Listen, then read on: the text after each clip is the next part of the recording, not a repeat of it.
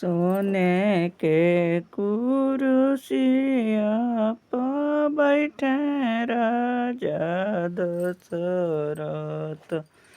रानी जे बेनिया डोलाय, नौआ के भेष धइले आवेले नौनिया।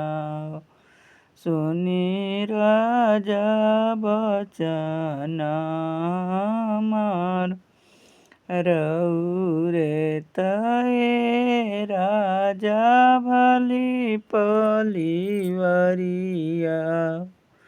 हमसे नेमत लो न जाय, गाया में नेमत हु गया के गजाधर। काशी नेमत विश्वनाथ, 36 कोट के देव सब नेमत।